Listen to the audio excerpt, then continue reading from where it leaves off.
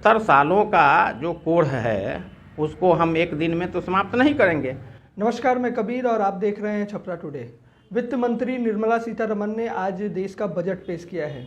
देश के बजट पेश होने के बाद लगातार विपक्ष और पक्ष की प्रतिक्रियाएं सामने आ रही हैं। इस वक्त हमारे साथ मौजूद हैं भारतीय जनता पार्टी के जिलाध्यक्ष रामदयाल शर्मा जी।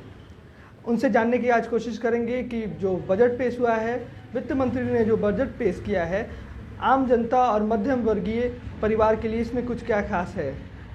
सबसे पहले बहुत बहुत स्वागत है सर आपका। आपका भी बहुत बहुत स्वागत है सर, लगातार विपक्ष की ओर से कहा जा रहा है कि मध्यम वर्गीय परिवार के लिए कुछ नहीं है इस बजट में, कैसे देखते हैं आप इसको? देखिए, विपक्ष को कहने के लिए कुछ अगर नहीं मिलता है तो दूसरा वो क्या कहेगा।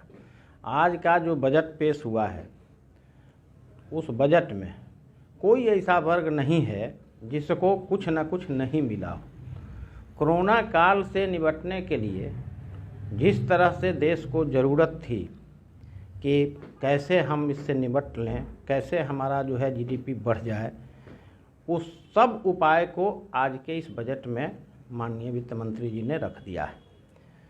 अब चाहे आप किसानों की बात कर लें, अब मध्यम वर्गीय वर्ग में वो किसको देखते हैं ये मैं नहीं कह सकता, उनके नज़रिया क्या है, लेकिन किसानों के लिए भी जो किया गया है उसमें एमएसपी के माध्यम से लाभ पहुंचाने की बात हो, एफपीओ के माध्यम से लाभ पहुंचाने की बात हो, या फिर किसानों का जो ये 6,000 रुपया प्रतिवर्ष दे रही है मोदी सरकार, उसकी बात भी की गई है।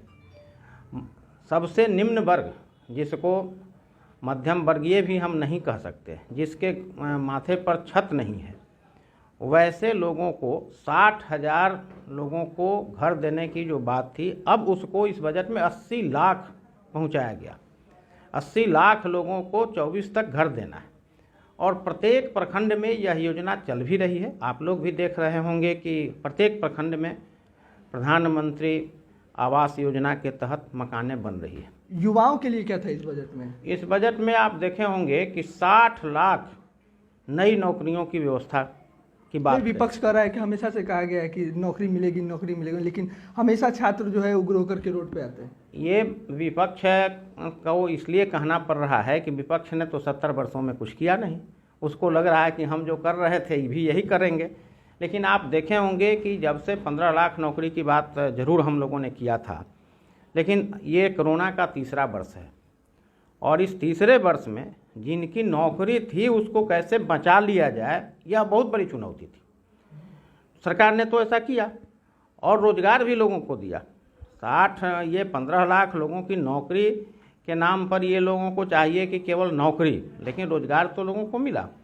चाहे वह ठेला चलाने वाले हों, डेयरी चलाने वाले हों, सबको 10,000 रुपये की बैंक से लोन दे करके भाई तुम स्वरोजगार करो। अर्थव्यवस्था की बात हुई है इस बजट में। आत्मनिर्भर भारत के साथ आत्मनिर्भर अर्थव्यवस्था, अर्थात भारत की अर्थव्यवस्था इकोनॉमिक हम इतना सुदृढ़ करेंगे कि हमको बाहर से कुछ खोजने की ज़रूरत नहीं पड़े। अब यह समझने की बात है, आत्मनिर्भर भारत और आत्मनिर्भर अर्थव्यवस्था। भारत की अर्थव्यवस्था जब आत्मनिर्भर होगी तो भारत स्वतः आत्मनिर्भर हो जाएगा।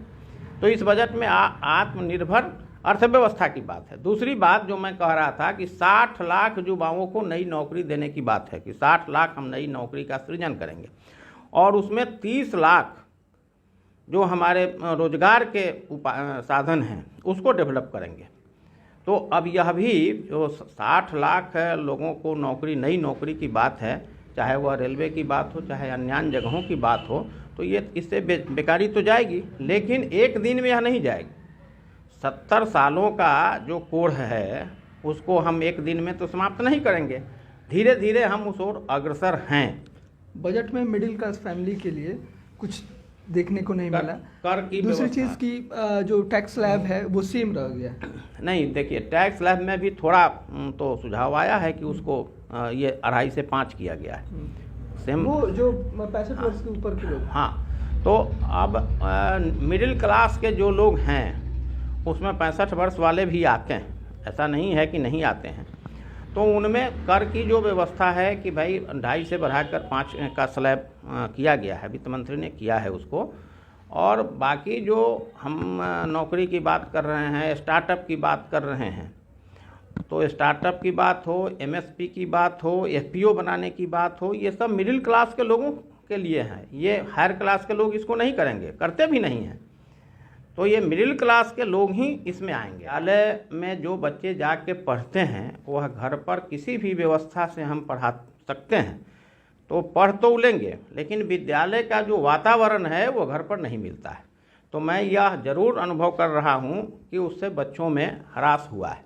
लेकिन जहाँ डिजिटल यूनिवर्सिटी की बात आई है, मैं आपको स्पष्ट कर दूं कि आज से 20 साल पहले एक सेमिनार में हम लोग थे।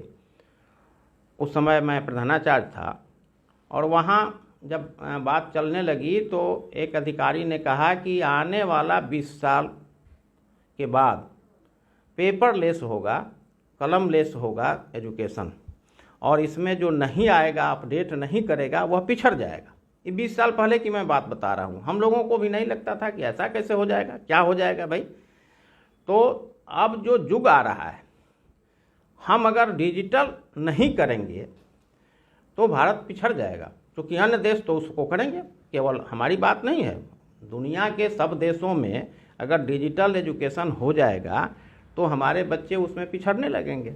इसलिए डिजिटल यूनिवर्सिटी और डिजिटल एजुकेशन बहुत आवश्यक है। हाँ, लेकिन केवल घर पर रह करके मैं नहीं कह रहा हूँ, मैं कह रहा हूँ कि यह विद्यालय में ही जाके संभव, वहाँ जाके बच्चे बाकी चीज़ें जो सीखते हैं विद्यालय की इन्वायरमेंट से जो उनको मिलना चाहिए वह मिलेगा वहीं जाने के बाद, चाहे वह डिजिटल हो, ऑफलाइन हो या ऑनलाइन हो।